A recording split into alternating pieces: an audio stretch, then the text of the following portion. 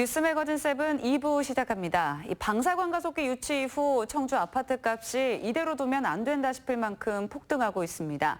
당장 내 집 마련이 필요한 실수요자들의 허탈감이 이루 말할 수 없는 지경이고 이 매매 과정에서 계약 파기로 인한 분쟁도 속출하고 있습니다. 조상우 기자입니다.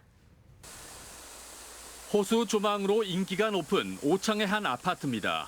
지난주에 전용 84제곱미터 세 채가 각각 4억 4천, 4억 5천, 4억 8천만 원에 매매 계약됐다는 실거래가 신고가 새로 올라왔습니다.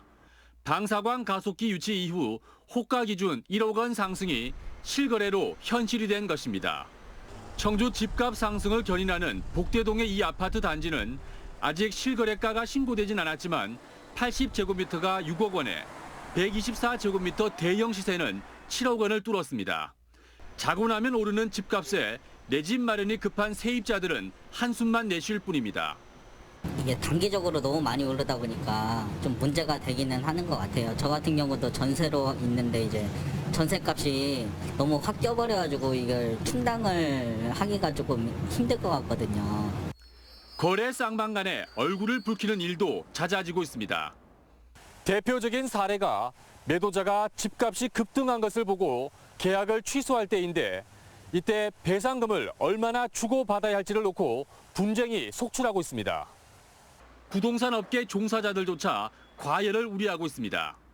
투자 세력이 너무 들어오다 보니까 가격 변동이 너무 심하다 보니까 저희도 매물도 사라지고 일하기도 힘들고 또 고객 상대하기도 어려운 면이 없잖아 있죠.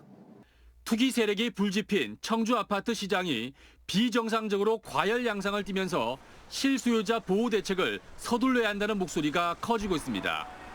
CJB 뉴스 조상우입니다. 청주 지역 산지의 개발 경사도를 강화하는 내용의 조례 개정안이 청주시 의회 본회의에서 부결됐습니다. 의원 전원이 표결까지 벌였는데 토지주 등 이해관계자들과 시민단체 간의 날선 신경전도 벌어졌습니다. 조용광 기자입니다. 청주시의회 본회의장 앞이 개발 경사도를 강화하는 데 반대하는 측과 찬성하는 측 관계자들로 어수선합니다. 토지주와 개발사업자, 중개업자 등 200여 명은 경사도를 20도에서 15도로 낮추면 산지 개발이 어렵고 토지 가격도 하락한다고 주장했고 재산권은 70% 80% 이상 이미 왜 매매를 불가능하죠? 허가가 나지 않는 땅을 누가 사겠습니까? 시민단체는 경사도 강화는 무분별한 난개발을 막는 최소한의 조치라고 맞받았습니다. 녹지를 훼손하는 것뿐만이 아니라 지금 기후변화 심각합니다. 그리고 우리나라도 지금 지진 계속 일어나고 있습니다. 의원들도 찬성과 반대로 갈렸습니다. 이에 청원군 출신 의원들은 경사도를 청주시 기준으로 맞추는 것은 상생 발전 취지에 어긋난다고 했고 저희가 통합을 할 때 그 청원군민들의 애틋했던 마음들을 이제는 좀 더 보듬어 줘야 될 때가 아닌가라는 생각을 하고 있습니다. 조례안을 대표 발의한 의원은 환경 보존에 무게를 뒀습니다. 유사 임야 비율을 가진 다른 지자체나 전국 기초지자체와 비교했을 때 다소 완화된 수준이라고. 개발과 보존 논리가 맞선 가운데 벌어진 표결 결과는 찬성 16표, 반대 22표, 기권 1표. 상임위를 통과한 경사도 강화 조례안은 본회의 문턱을 넘지 못했습니다. CJB 뉴스 조윤광입니다. 충주 북부권을 중심으로 과소화상병이 빠르게 확산되고 있습니다. 대응 단계도 관심에서 주의로 상향됐는데 지난해보다 더 큰 피해가 발생하는 건 아닌지 걱정이 커지고 있습니다. 김기수 기자가 취재했습니다. 방역 차량이 과수원 주변을 돌며 빈틈없이 방제액을 뿌립니다. 지난 22일 충주시 산청면과 제천시 백운면 5곳의 과수농가가 과수화상병 양성 판정을 받으면서 긴급 방역에 나선 겁니다. 약간 마르는 현상같이 이렇게 구부러져요. 비가 오거나 뭐 이런 날씨가 뜨거워지잖아요. 그럼 그런 현상이 갑자기 주위에 있는 나무에 확 터진다고 그래. 과수화상병이 확산 조짐을 보이자 과수원의 출입은 완전히 통제된 상태입니다. 현재까지 과수화상병은 전국 4개 지군 45곳에서 발생했는데 충주가 31곳으로 가장 많습니다. 특히 음성에서의 추가 의심 신고를 포함해 도내에서만 현재 68곳의 과수원에 대해 검사가 진행 중입니다. 농촌진흥청은 과수화상병 확산으로 대응 단계를 관심에서 주의로 상향했습니다. 이에 따라 발병과수원 주변 100m 이내의 과수농가는 주의뢰 정밀조사를, 반경 2km 내의 과수원은 집중 예찰을 실시합니다. 작업 도구나 또 그 과원에 진출입할 때 이렇게 소독한다든지 이런 부분들을 정확히 좀 해주셔야 됩니다. 꼭 해주셔야 됩니다. 그리고 다른 과원을 방문하지 않는 것도 필요하고요. 지난해 도내에서는 89헥타르 145곳의 과수원이 화상병 피해를 입은 가운데 충주는 76곳으로 피해 농가의 절반을 차지했습니다. CJB 뉴스 김기수입니다.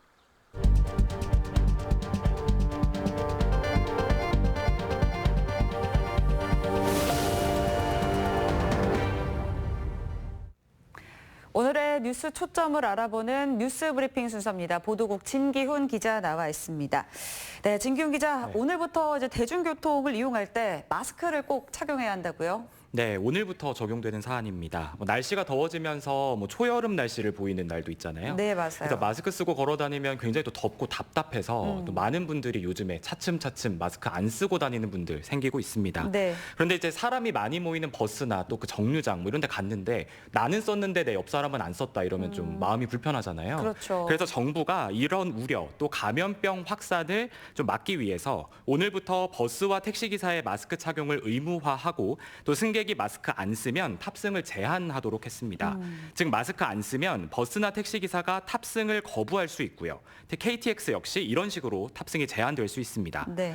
그동안 정당한 사유 없이 승차 거부를 하면 사업 정지나 과태료 이런 처분들이 내려졌었는데 이번 한시적으로만 마스크 안 쓴 사람은 승차 거부해도 이런 처벌을 면제해주겠다 이제 이런 결정인 건데요. 네. 현행 법령상으로는 마스크를 착용하지 않은 승객을 직접 제재할 수 있는 규정은 없습니다. 그렇기 때문에 이제 운수 종사자에게 이런 권한을 준 거죠. 이런 대중교통 사람도 워낙에 많이 타는 데다 또 택시의 경우에는 승객과 기사가 또 밀접 접촉을 가까이에 하기 있죠. 그렇죠. 네. 그렇기 때문에 굉장히 좀 감염 우려가 높습니다. 실제 어제 기준으로 운수 종사자가 코로나19에 확진된 사례가 버스 기사가 9건, 또 택시가 12건이 있었거든요. 네. 또 충북에서도 지난 2월에 충북 2번 확진자가 택시 기사기도 했습니다. 다행히 접촉한 승객 62명이 확진자가 없었지만 지난 17일에 확진된 인천 60대 택시 기사는 열흘간 143명의 승객을 태웠는데 이 중에 중국인 부부 2명이 양성 판정을 또 받기도 했습니다.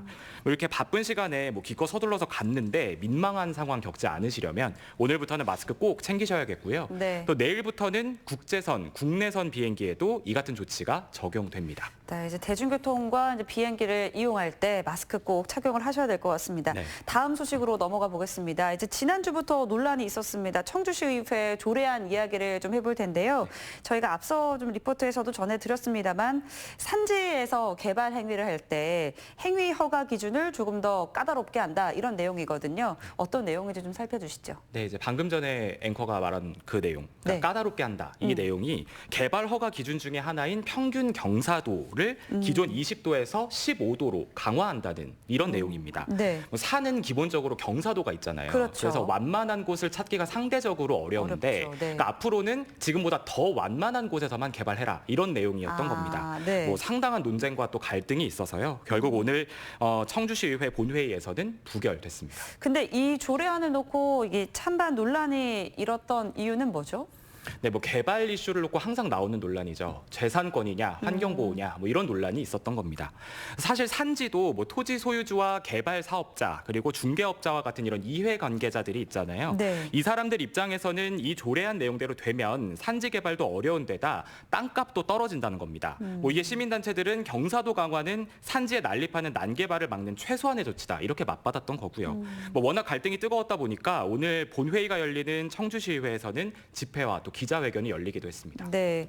그리고 또 이 논란에 대해서 청주와 또 옛 청원군 출신의 의원들이 또 대립을 이뤘다고요. 네, 지금 청주시의 경사도 기준이 20도가 된 그 배경을 좀 한번 보면요. 네. 청주와 청원이 분리되기 전에는 이 산지 개발을 할 때 경사도가 청주 지역은 15도, 청원 지역은 20도로 청원 지역이 조금 더 완화된 기준이었습니다. 그렇군요. 근데 이제 이 두 지역이 통합되면서 청원의 기준대로 20도로 갔던 거거든요. 네. 근데 지금 개발된 상황을 보면 청주 지역은 개발이 많이 됐는데 상대적으로 옛 청원군 지역은 그러지 못하죠. 그쵸. 개발할 수 있는 땅이 아직은 더 많이 남아 있습니다. 네. 이런 상황에서 경사도를 강화해서 개발 기준을 더 까다롭게 한다. 이거는 결국에는 개발이 좀 많이 된 청주와 옛 청원군 지역의 격차만 더 벌리는 거 아니냐. 이제 이런 주장이 이제 이 옛 청원군 지역 주민들 사이에서 나왔고 그러다 네. 보니까 옛 청원군 지역 출신 의원들이 좀 이제 이런 반대표에 가세할 수밖에 없었던 거죠. 여기에 이제 시민단체들은 전국 지자체들 중에서 청주시가 관대한 허가 기준을 제시하고 있어서 옛 청원군 지역의 난개발이 무분별하게 이어지고 있다 이렇게 주장을 하면서 이 경사도 강화 문제 다시 논의해야 된다 이렇게 주장했습니다. 네, 자 일단은 최종 부결이 됐습니다만 이제 개발 이슈를 놓고 논란이 계속 이어질 것으로 보입니다. 마지막으로 또 시내버스 준공영제 통과가 됐다고요? 네, 뭐 말도 말고 탈도 많았는데 결국 오늘 청주시의회에서 시내버스 준공영제 시행 협약 체결 동의안이 의결이 됐습니다. 네. 뭐 사실 세금 먹는 실패한 사업이다, 뭐 아니다, 버스 공공성을 강화하는 방책이다, 뭐 이런 논란들이 있었는데요. 이런 논란 끝에 버스 업체의 적자를 시가 메워주고 대신에 노선 운영권은 청주시가 갖는 이 버스 준공영제를 추진하자 이렇게 결정이 된 겁니다. 네. 뭐 해마다 360억 원 가량의 예산이 투입될 예정이고요. 내년부터 시행됩니다. 네, 오늘 뉴스 브리핑 여기까지 듣겠습니다. 진기훈 기자 수고하셨습니다. 네, 다음 소식입니다. 어린이 보호구역 스쿨존에서 아동 교통사고를 낼 경우 처벌을 강화하는 이른바 민식이법이 시행된 지 2달이 흘렀습니다. 어린이의 안전을 위한 최소한의 보호장치다. 운전자를 전혀 고려하지 않은 악법이다. 여전히 논란이 가라앉지 않고 있는데요. 하지만 이미 전주에서 민식이법 시행 후 첫 사망 사고가 발생하면서 왜 이 법이 필요한지 경종을 울리기도 했습니다. 민식이법을 둘러싼 논란, 이상대 PD의 시선에서 담아왔습니다. 지난해 9월 충남 아산의 어린이 보호구역에서 횡단보도를 건너던 9살 김민식 군이 교통사고로 사망했습니다. 이 사건을 계기로 발의된 이른바 민식이법이 많은 국민들의 관심으로 빠르게 국회를 통과해 지난 3월 25일 시행됐습니다. 이 법안의 주요 내용은 크게 2가지입니다. 어린이 보호구역 안전시설물 설치를 의무화한 도로교통법 개정안, 그리고 안전운전 의무 부주의로 사고를 낸 가해자를 가중처벌한다는 특정범죄 가중처벌 등에 관한 법률 개정안입니다. 너의 이름으로 된 법으로 다른 많은 아이들이 다치거나 사망하거나 그런 일을 막아줄 수 있을 거야. 스쿨존에서만큼은 어린이의 생명과 안전이 최우선이어야 한다는 것에 이의를 제기하는 사람은 아마 없을 겁니다. 이런 여론을 반영해 만든 민식이법을 두고 독소조항이다, 심지어는 악법이다라고 말하는 사람들도 있습니다. 그리고 운전자들 사이에서는 어린이 보호구역을 지날 때는 차를 들고 가야 한다는 말까지 나오는 게 현실입니다. 민식이법 시행 이후 도내에서 발생한 스쿨존 교통사고는 현재 1건. 지난 4월 18일 충주에서 무단 횡단하던 8세 아동을 치어 전치 2주의 상해를 입힌 교통사고입니다. 당시 운전자는 과속이나 신호 위반을 하지는 않았지만 경찰이 운전 부주의로 인정해 민식이법을 적용한 첫 사례가 됐습니다. 속속 스쿨존 교통사고가 발생하면서 아이를 키우는 부모 입장에서도 좋은 법이다, 나쁜 법이다 의견이 분분합니다. 보통 일반적으로 알고 계신 내용들이 스쿨존에서 아이들이 잘못해도 과한 처벌을 받는다, 그런 법의 제재를 받는다는 너무 강력한 내용들만 사실 이제 이슈가 되다 보니까 그런 반대 의견들도 나오지만 아이를 가진 부모 입장에서는 당연히 적용돼야 될 법이고.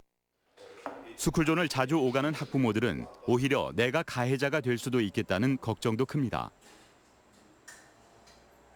아이들을 제가 매일 태워다 주는데 이제 제 개인적인 생각에는 혹시 피해자가 내가 될 수가 있겠다. 제가 매일 근데 태워다 주면 움찔움찔하는 적이 많거든요. 막 차에서 바로 내려서 막 뛰어가니까 등교할 때 그러면 이 피해자가 학부형들이 될 수가 있겠구나. 만들어진 취지는 굉장히 좋다고 보는데 과실이 없을 때도 이제 어린이랑 사고가 나게 되면 너무 처벌이 세다 보니까. 그렇다면 민식이법이 너무 과한 법이라는 의견은 왜 자꾸 제기되는 걸까요? 규정 속도인 30km 이하로 운전을 하더라도 사고가 발생했을 때는 그에 따른 너무 이제 책임을 지게 되니까 이에 따라 논란이 이제 계속 있는 거죠.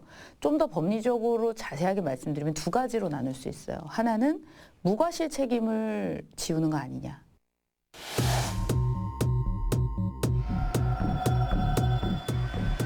일단 스쿨존에서 사고가 나면 운전자는 법을 모두 지켰어도 처벌받을 가능성이 커졌다는 겁니다. 운전자 안전 의무 수홀이라는 법 조항 때문입니다. 도로교통법의 규정인 30km 이 속도 제한도 당연히 들어가고 거기에 플러스 어린이의 안전에 유의해서 운전해라 이런 규정이 있는데 이 어린이의 안전에 유의하면서 운전하라는 이야기가 뭐냐는 거예요. 운전자가 사고를 예상할 수 있었느냐, 불가항력이었느냐를 판단하는 건데 그 범위가 너무 넓어 인명사고가 나면 어떤 형태로든 과실이 생길 가능성이 크다는 겁니다. 내가 벗어날 방법이 즉 내가 과실이 없음을 제로로 입증하지 않는 그 입증 책임도 나한테 있고 그걸 입증하지 못하느냐 무조건 형사처벌을 받게 하는 거 이게 지금 가장 큰 논란이고요. 운전자들의 걱정이 커지자 경찰도 입장을 내놨습니다. 우리나라에서 발생하는 어린이 교통사고 건수는 해마다 300~400건. 하루 한 건꼴인 만큼 운전자 과실 여부를 더 면밀히 조사하겠다는 겁니다. 더 걱정인 것은 아이들이 자전거나 스케이트 등에 탈 것을 탄 채로 사고가 나는 경우입니다. 성인의 경우라면 차대차 사고로 볼 수 있지만 어린이인 경우 경찰과 법원에서 보행자로 판단할 가능성이 높기 때문입니다. 어린이 보호구역 내에서의 사고라고 되어 있고 여기서 어린이의 보행사고만을 말하고 있지는 않아요. 그러니까 어린이가 자주 출연하는 곳을 어린이 보호구역으로 묶어두고 그 안에서 사고 발생에 대해서는 전부 다 규율하고 있기 때문에 두 번째 문제는 민식이법의 처벌이 너무 과하다는 논란입니다. 사실 스쿨존 사고는 민식이법 이전에도 교통사고 처리 특례법 위반으로 12대 중과실에 해당되기 때문에 종합보험에 가입이 돼 있어도 5년 이하의 금고 또는 2천만 원 이하의 벌금 처벌을 받았습니다. 어린이 보호구역 내 사고와 관련돼서는 사실 중과실에 들어가 있을 때까지만 해도 많은 국민들이 이의가 없었어요. 제한 속도가 30으로 떨어지는 거, 그다음에 거기서 어린이 보호구역 내 사고가 발생하면 그에 따른 이제 책임이 좀 무겁게 지는 거 다 괜찮았거든요. 그런데 그 형량이 너무 높으니까 이건 우리가 흔히 말하는 사고가 났을 때 벌금 정도로 끝날 수 있는 일이 안 돼 버린 거죠.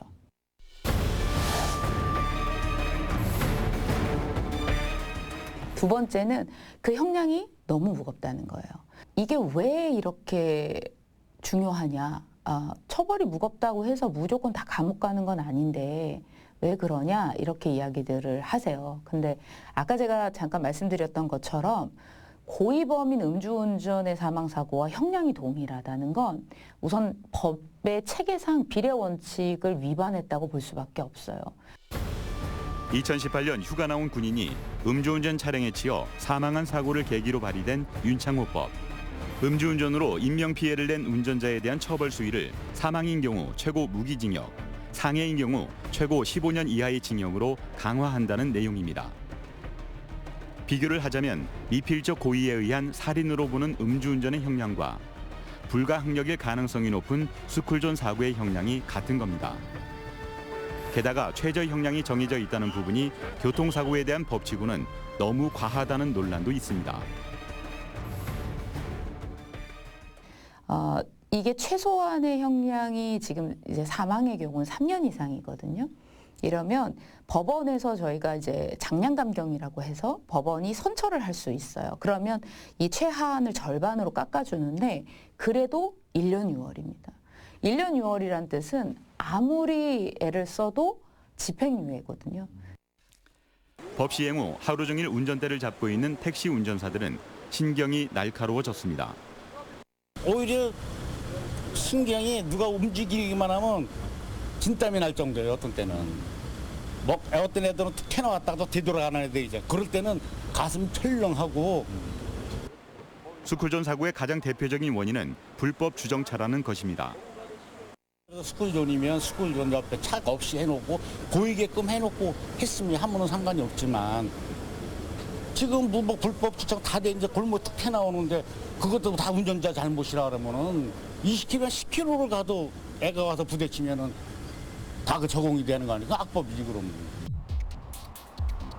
현재 정부는 스쿨존 불법 주정차 범칙금을 일반 도로의 2배에서 3배로 인상할 계획을 추진하고 있습니다.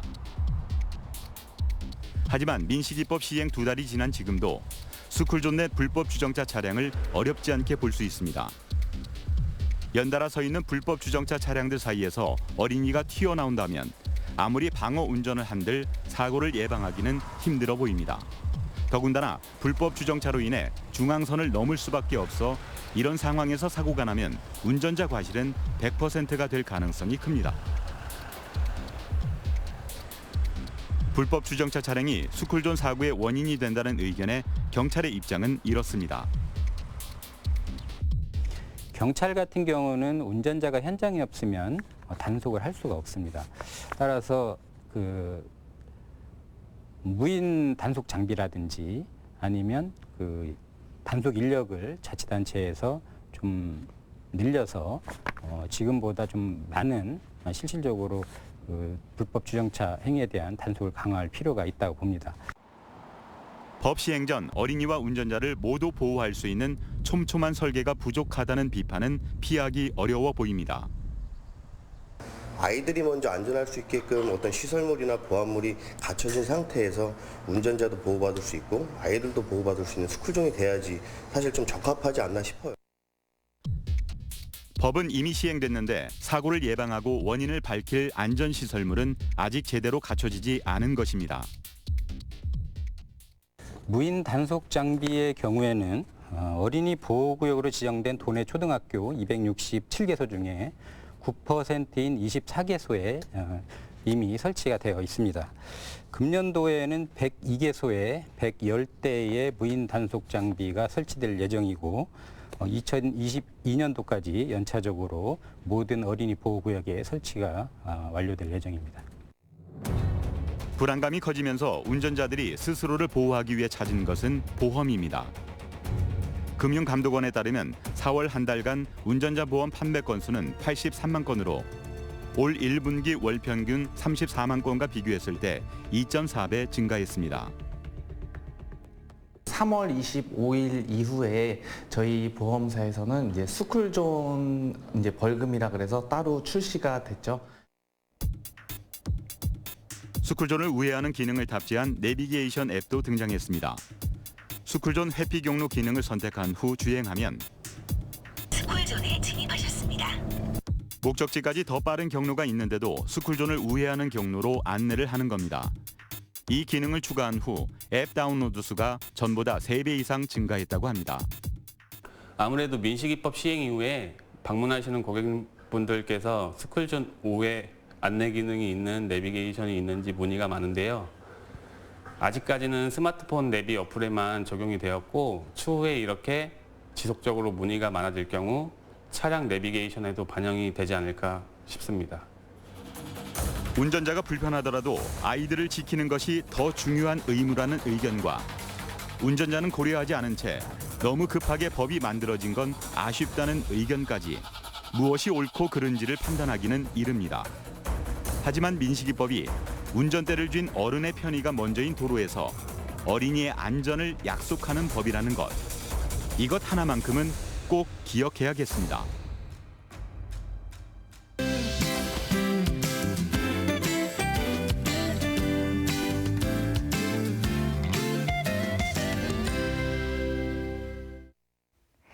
오늘은 하늘 표정이 참 다양합니다. 아침에는 짙은 안개로 출발을 했고요. 한낮에는 뜨거운 햇살이 내리쬐더니 지금은 비가 내리고 있습니다. 이 비는 새벽쯤 대부분 그치겠고요. 남부 지역에서는 내일 오전까지 빗방울이 떨어지겠습니다. 또 북부 지역에서는 대기 불안정으로 인해 오늘 밤까지 천둥 번개를 동반할 가능성이 있는데요. 다만 이번에도 비 양이 많진 않아서 비 피해는 없겠습니다. 이제부터 조금씩 여름 옷을 꺼내 두셔야겠습니다. 이번 주 금요일부터 본격적인 초여름 더위가 찾아오겠는데요. 일단 내일 청주의 한낮 기온은 25도로 오늘과 비슷하겠고요. 기온은 조금씩 오름세를 보이며 모레 토요일에는 한낮 기온 28도로 6월 말에 해당하는 초여름 더위가 찾아오겠습니다. 다음은 자세한 지역별 내일 날씨입니다. 내일 북부 지역의 아침 기온은 제천, 음성 12도가 예상되고요. 습한 대기 속에 체감 온도는 16도까지 오르겠습니다. 하늘빛은 오후부터 차츰 맑아지겠고요. 한낮 기온은 25도 안팎으로 오늘과 비슷하겠습니다. 남부 지역은 오전까지 빗방울이 떨어지겠고 아침 기온은 옥천, 영동 13도로 출발합니다. 당분간 고기압의 영향권에서 대체로 구름만 많을 것으로 예상되고요. 아직까지 이번 주말 비 소식은 없습니다. 날씨였습니다. 이상으로 뉴스 매거진 세븐을 마칩니다. 시청해주신 여러분 고맙습니다.